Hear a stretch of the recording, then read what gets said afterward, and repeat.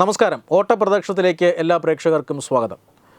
ഈ വർഷത്തെ അതായത് 2026-27 സാമ്പത്തിക വർഷത്തിലേക്കുള്ള കേന്ദ്ര ബഡ്ജറ്റ് പ്രഖ്യാപിച്ചിരിക്കുകയാണ്. ധനമന്ത്രി നിർമ്മല സീതാരാമൻ അവരുടെ 9ാമത്തെ ബഡ്ജറ്റാണ് പ്രഖ്യാപിച്ചിരിക്കുന്നത്. റെക്കോർഡ് നേട്ടമാണ് നിർമ്മല സീതാരാമൻ കൈവരിച്ചിരിക്കുന്നത്. അതായത് ഏറ്റവും കൂടുതൽ ബഡ്ജറ്റ് അവതരിപ്പിച്ചത് മൊറാർജി ദേശായിയാണ്. അദ്ദേഹം 10 ബഡ്ജറ്റുകളാണ് അവതരിപ്പിച്ചത്. അദ്ദേഹത്തിന് തൊട്ടടുത്തെത്താൻ ധനമന്ത്രി നിർമ്മല സീതാരാമന് സാധിച്ചിരിക്കുന്നു. ഭാരതത്തിൻ്റെ ആദ്യ ഫുൾ ടൈം വനിതാ ധനമന്ത്രിയാണ് നിർമ്മല സീതാരാമൻ എന്ന് ഓർക്കണം. അവരാണ് അവരുടെ 9ാമത്തെ ബഡ്ജറ്റ് അവതരിപ്പിച്ചിരിക്കുന്നത്. രാജ്യം പ്രതീക്ഷയോടെ കാത്തിരുന്ന ബഡ്ജറ്റ് തന്നെയാണ്. പ്രത്യേകിച്ചും ആഗോള രാഷ്ട്രീയത്തിൽ വലിയ വെല്ലുവിളികൾ ഭാരതം നേരിടുകയാണ്. മാത്രമല്ല അതിനോടൊപ്പം തന്നെ ഇന്ത്യ വലിയൊരു കുതിച്ചുചാട്ടത്തിന് ഒരുങ്ങുകയാണ്. ഇന്ത്യയുടെ യുവജനത അവർക്ക് അവസരങ്ങളുടെ വലിയ വാതായനങ്ങൾ തുറക്കുന്ന പല നടപടികളും ഇപ്പോൾ ഉണ്ടായിരിക്കുന്നു. അതിൻ്റെ ഭാഗമായിട്ട് ഇത്തരം കാര്യങ്ങളെ ബഡ്ജറ്റ് എങ്ങനെ പിന്തുണയ്ക്കുന്നു, ഈ രാഷ്ട്രത്തിൻ്റെ കുതിപ്പിന് ബഡ്ജറ്റ് എങ്ങനെ സഹായിക്കുന്നു എന്നെല്ലാം ഇന്ത്യ വളരെ താല്പര്യത്തോടു കൂടി നോക്കിയിരിക്കുകയായിരുന്നു. അതിനനുസരിച്ച ഒരു ബഡ്ജറ്റ് തന്നെയാണ് പ്രഖ്യാപിച്ചിട്ടുള്ളത്. വലിയ രീതിയിലുള്ള പുകഴ്ത്തലുകൾ അതോടൊപ്പം തന്നെ അഭിനന്ദനങ്ങളൊക്കെ ഈ ബഡ്ജറ്റിൻ്റെ പേരിൽ ധനമന്ത്രി നിർമ്മല സീതാരാമൻ ഇപ്പോൾ ലഭിച്ചുകൊണ്ടിരിക്കുകയാണ്. ഈ സമയത്ത് കേരളത്തിൽ നിന്നും ഇവിടെയൊന്നും കിട്ടിയില്ല എന്ന മുറവിളി ഉയരുകയാണ്. എന്താണ് ഈ മുറവിളിയുടെ അടിസ്ഥാനം? ഇവിടെയൊന്നും കിട്ടിയില്ല എന്ന് പതിവ് പോലെ കേരളം പറയുകയാണ്. കേരളത്തിന് ഒന്നും കിട്ടിയില്ല എന്നാണ് പറയാൻ പോകുന്നത്. അങ്ങനെ ചോദിച്ചാൽ ഇവിടെ തമിഴ്നാടിന് എന്ത് കിട്ടി എന്ന് ചോദിക്കേണ്ടി വരും, ദില്ലിക്ക് എന്ത് കിട്ടി എന്ന് ചോദിക്കേണ്ടി വരും, മഹാരാഷ്ട്രയ്ക്ക് എന്ത് കിട്ടി എന്ന് ചോദിക്കേണ്ടി വരും, ഉത്തർപ്രദേശിന് എന്ത് കിട്ടിയെന്ന് ചോദിക്കേണ്ടി വരും. ഇവർക്കാർക്കും ഒന്നും കിട്ടിയിട്ടില്ല കേരളത്തിന് പോലെ. പക്ഷേ ഭാരതത്തിന് കിട്ടാനുള്ളത് കിട്ടിയിട്ടുണ്ട്. അതാണ് ഇപ്പോഴത്തെ ഒരു ബഡ്ജറ്റ് രീതി. ഓരോ സംസ്ഥാനങ്ങൾക്കുമായി കേന്ദ്രത്തിൽ കിട്ടുന്ന വീതം വെച്ച് ആ സംസ്ഥാനങ്ങളിൽ നിന്നും വോട്ട് വാങ്ങുക എന്നതല്ല ഇപ്പോഴത്തെ രീതി. ആ രീതിയൊക്കെ മാറിയിട്ട് ഏതാണ്ട് ഒരു പതിറ്റാണ്ട് പിന്നിട്ടിരിക്കുന്നു. ഇപ്പോൾ വികസിത ഭാരതം എന്ന സങ്കല്പം മുൻനിർത്തിക്കൊണ്ടുള്ള സാമ്പത്തിക ആസൂത്രണമാണ് നടക്കുന്നത്. ആ ആസൂത്രണത്തിൻ്റെ ഭാഗമായിട്ടാണ് ബഡ്ജറ്റുകൾ ഉണ്ടാക്കപ്പെടുന്നത്. ബഡ്ജറ്റ് രീതികൾ ഇനിയും വീണ്ടും മാറി മറിഞ്ഞിരിക്കുന്നു. ഇപ്പോഴും നമ്മൾ പഴയ കാലത്തിരുന്നു കൊണ്ട് കേരളത്തിനൊന്നും കിട്ടിയില്ല എന്ന് പരിതപിക്കുകയാണ്. സത്യത്തിൽ കേരളത്തോട് അവഗണന എന്ന് പറയുന്ന സ്ഥിരം പല്ലവിക്ക് ഇനി വലിയ പ്രാധാന്യമൊന്നുമില്ല. അപ്പോൾ പറയും കേരളത്തിന് അതിവേഗ റെയിൽ കിട്ടുമെന്ന് പറഞ്ഞിരുന്നതല്ലേ, എന്തുകൊണ്ടാണ് അതിവേഗ റെയിൽ പ്രഖ്യാപിക്കാത്തത്? ആരാണ് അതിവേഗ റെയിൽ കിട്ടുമെന്ന് പറഞ്ഞത്? തീർച്ചയായും അങ്ങനെ ഒരു സൂചന കേന്ദ്രം ശ്രീധരൻ വഴി നൽകിയിരുന്നു. പക്ഷേ ആ വാതിലുകൾ അടയ്ക്കാൻ ശ്രമിച്ചത് ആരാണ്? അത് സംസ്ഥാന സർക്കാരാണ്. കേന്ദ്രം അതിവേഗ റെയിൽ പാത പ്രഖ്യാപിക്കും ബഡ്ജറ്റിൽ എന്നൊരു സൂചന നിലനിൽക്കുമ്പോൾ തന്നെ സംസ്ഥാനം അതിവേഗ റെയിൽ പാത ബഡ്ജറ്റിൽ പ്രഖ്യാപിച്ചില്ലേ? അതിന് 100 കോടി രൂപ മാറ്റിവെച്ചില്ലേ? പിണറായി വിജയൻ സർക്കാർ അതിവേഗ റെയിൽ പാത പ്രഖ്യാപിച്ചിരിക്കുന്നു. പിന്നെ കേരളത്തിന് രണ്ടാമതൊരു അതിവേഗ റെയിൽ പാത എന്തിനാണ് എന്ന് ചോദിക്കേണ്ടി വരും.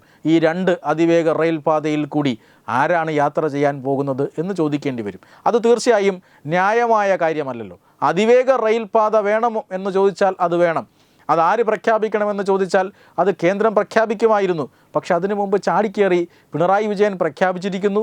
100 കോടി രൂപ പ്രാരംഭ പ്രവർത്തനങ്ങൾക്കായി അനുവദിക്കുകയും ചെയ്തിരുന്നു. സംസ്ഥാന ബഡ്ജറ്റിൽ ഉൾപ്പെടുത്തിയിട്ടുള്ള അതേ പദ്ധതി എന്തിനാണ് വീണ്ടും കേന്ദ്ര പദ്ധതിയായി അല്ലെങ്കിൽ കേന്ദ്രം ബഡ്ജറ്റിൽ പ്രഖ്യാപിക്കുന്നത് എന്നൊരു വളരെ പ്രധാനപ്പെട്ട ചോദ്യമുണ്ട്. പക്ഷേ ജനങ്ങളെ സംബന്ധിച്ചിടത്തോളം കേന്ദ്രം എന്നാലും പ്രഖ്യാപിച്ചില്ലല്ലോ എന്നൊരു ദുഃഖമുണ്ട്. ആ ദുഃഖത്തിന് അടിസ്ഥാനമുണ്ട്. കേന്ദ്രം പ്രഖ്യാപിച്ചാൽ ഇവിടെ അതിവേഗ റെയിൽ പാത വരും, സംസ്ഥാനം പ്രഖ്യാപിച്ചാൽ അത് വരുമെന്ന പറച്ചിൽ മാത്രമേ ഉണ്ടാവുകയുള്ളൂ. കേരളയിൽ വരും കേട്ടോ എന്ന് നമ്മൾ പറഞ്ഞത് കേട്ടതാണല്ലോ, പക്ഷേ വന്നില്ല. ആ മഞ്ഞക്കുറ്റികളുടെ കാലാവധി ഇന്ന് അവസാനിക്കുകയാണ്. നാടൊട്ടുക്കും മഞ്ഞക്കുറ്റി അടിച്ചു എന്നല്ലാതെ കേരളയിൽ പദ്ധതി 1 ഇഞ്ച് പോലും മുന്നോട്ട് പോയില്ല. ഇന്നിപ്പോൾ ആ മഞ്ഞക്കുറ്റികളുടെ കാലാവധി കഴിഞ്ഞിരിക്കുന്നു. ഇനി ആർക്ക് വേണമെങ്കിൽ മഞ്ഞക്കുറ്റി കണ്ടാൽ പിഴുത് ദൂരെ കളയാം. ഇനി ഇതിനു മുന്നേ പിഴുത് ദൂരെ കളഞ്ഞിരുന്നുവെങ്കിൽ അകത്ത് പോകുമായിരുന്നു. പക്ഷേ ആ കാലാവധിയും മാറി. ആദ്യം പ്രഖ്യാപിച്ച പദ്ധതി അത് നടപ്പിലാക്കാൻ കഴിയുന്നില്ല, അത് വെള്ളത്തിലാകുന്നു. വീണ്ടും അതേപോലൊരു പദ്ധതി കേന്ദ്ര ഗവൺമെൻറ് പ്രഖ്യാപിക്കുന്നതിന് മുമ്പ് കൊണ്ട് പ്രഖ്യാപിച്ചിരിക്കുന്നു. അതിൽ ജനങ്ങൾക്ക് വിശ്വാസമില്ല. അതുകൊണ്ട് തീർച്ചയായും കേന്ദ്രം പ്രഖ്യാപിച്ചില്ലല്ലോ എന്നൊരു സങ്കടം കേരളത്തിലെ വികസനത്തിൽ താല്പര്യമുള്ള ആളുകളുടെ മനസ്സിലുണ്ടാകാം. ആ സങ്കടത്തിന് അടിസ്ഥാനമില്ല. കേന്ദ്രത്തിൻ്റെ അതിവേഗ റെയിൽ പാത വരും. ശ്രീധരൻ പറയുന്നത് നമുക്ക് എല്ലാവർക്കും വിശ്വസിക്കാം. DMRCയെ DPR തയ്യാറാക്കാൻ വേണ്ടി അവർ ഏൽപ്പിച്ചിട്ടുണ്ട്. DPR പ്രവർത്തനങ്ങൾ നടന്നു വരികയാണ്. ആ DPR കേന്ദ്രം അംഗീകരിച്ചു കഴിഞ്ഞാൽ ഇവിടെ അതിവേഗ റെയിൽ പാത വരും. അതിനിടയിൽ ഒരു ബഡ്ജറ്റ് പ്രഖ്യാപനത്തിൻ്റെ സ്കോപ്പില്ല എന്നുള്ളതാണ് യാഥാർത്ഥ്യം. രണ്ടാമത്തെ കാര്യം എയിംസ് വന്നില്ലല്ലോ എന്നുള്ളതാണ്. എയിംസ് വരും, എയിംസിനെ കുറിച്ചുള്ള ചർച്ചകൾ നടക്കുകയാണ്. എയിംസ് കൊണ്ടുവന്നിട്ട് ഈ അടുത്ത തെരഞ്ഞെടുപ്പിനായി വോട്ട് ചോദിക്കാൻ പോകൂ എന്ന് ഉത്തരവാദിത്തപ്പെട്ടവർ പറഞ്ഞിട്ടുണ്ട്. അതിൽ തൽക്കാലം നമുക്ക് വിശ്വസിക്കാം. മൂന്നാമത്തെ കാര്യം, വിഴിഞ്ഞം പദ്ധതിക്ക് വേണ്ടി ഒന്നും പ്രഖ്യാപിച്ചില്ലല്ലോ എന്നാണ്. വിഴിഞ്ഞം പദ്ധതിക്ക് വേണ്ടി എന്തിനാണ് കേന്ദ്ര സർക്കാർ പ്രഖ്യാപിക്കുന്നത്? ഇത് സംസ്ഥാന സർക്കാരിൻ്റെ പദ്ധതിയാണ്. മാത്രമല്ല, സംസ്ഥാന സർക്കാരിന് വേണ്ടി വിഴിഞ്ഞത്ത് തുറമുഖം നിർമ്മിക്കുന്നത് ഒരു സ്വകാര്യ കമ്പനിയാണ്. അതായത് സ്വകാര്യ കമ്പനി ആ തുറമുഖം നിർമ്മിച്ച് സംസ്ഥാന സർക്കാരിന് കൈമാറും. അതാണ് പദ്ധതി. അതിന് സംസ്ഥാന സർക്കാരിന് ചെറിയൊരു വിഹിതമുണ്ട്, കേന്ദ്രത്തിനും ചെറിയൊരു വിഹിതമുണ്ട്. കേന്ദ്ര വിഹിതം ഇതിനോടകം തന്നെ കൊടുത്തു കഴിഞ്ഞു.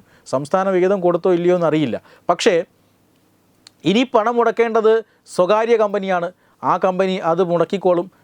വിഴിഞ്ഞത്ത് തുറമുഖം യാഥാർത്ഥ്യമാവുകയും ചെയ്യും.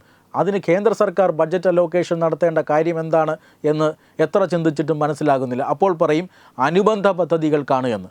വിഴിഞ്ഞം തുറമുഖം വരുമ്പോൾ തീർച്ചയായും റോഡ് വരണം, റെയിൽ വരണം. അത്തരം പ്രവർത്തനങ്ങൾക്കൊക്കെ സംസ്ഥാന സർക്കാരിൻ്റെ കയ്യിൽ പദ്ധതി ഉണ്ടോ എന്നുള്ളതാണ് ചോദ്യം. കേന്ദ്രത്തിന് അനുബന്ധ പദ്ധതികൾ സമർപ്പിച്ച് സംസ്ഥാനം കാത്തിരിക്കുന്നുണ്ടോ? ആ പദ്ധതികൾക്ക്, ഏത് പദ്ധതികൾക്കാണ് ബജറ്റ് അലോക്കേഷൻ വരാത്തത്? ഇത്തരം ചോദ്യങ്ങളാണ് യഥാർത്ഥത്തിൽ ചർച്ചകൾക്ക് ഉണ്ടാകേണ്ടത്. അല്ലാതെ ബഡ്ജറ്റ് വിഹിതത്തെക്കുറിച്ചല്ല. കേരളത്തിന് കിട്ടിയില്ല എങ്കിൽ തീർച്ചയായിട്ടും കിട്ടിയിട്ടില്ല. അത് തമിഴ്നാട്ടിനോ മഹാരാഷ്ട്രയ്ക്കോ ഉത്തർപ്രദേശിനോ ഒന്നും കിട്ടിയിട്ടില്ല. പക്ഷേ ഇന്ത്യക്ക് ആവശ്യമുള്ളത് ഈ ബഡ്ജറ്റിൽ കിട്ടിയിട്ടുണ്ട് എന്ന് വിദഗ്ധർ പറയുന്നുണ്ട്. കാരണം അമേരിക്ക അടക്കമുള്ള രാജ്യങ്ങൾ വലിയ രീതിയിൽ ഇന്ത്യയെ വെല്ലുവിളിക്കുന്ന സമയമാണ്. യൂറോപ്യൻ യൂണിയൻ അടക്കമുള്ള രാജ്യങ്ങളുമായി ഇന്ത്യ ട്രേഡ് ഡീൽ ഉണ്ടാക്കിയിരിക്കുന്നു. ഈ ട്രേഡ് ഡീൽ അത് കൃത്യമായി ഉപയോഗപ്പെടുത്തണമെങ്കിൽ അതിന് രാജ്യത്ത് ഉൽപ്പാദനം വർദ്ധിപ്പിക്കണം. അങ്ങനെ ഉൽപ്പാദനം വർദ്ധിപ്പിക്കണമെങ്കിൽ ഇൻഫ്രാസ്ട്രക്ചർ ഡെവലപ്മെൻറ്റ് അടക്കം ഉണ്ടാകണം. അതിനെല്ലാമുള്ള പദ്ധതികൾ ബഡ്ജറ്റിലുണ്ടോ എന്നാണ് നമ്മൾ നോക്കേണ്ടത്. അല്ലാതെ ഇവിടെ ഒന്നും കിട്ടിയില്ല എന്ന് വിലപിക്കലല്ല.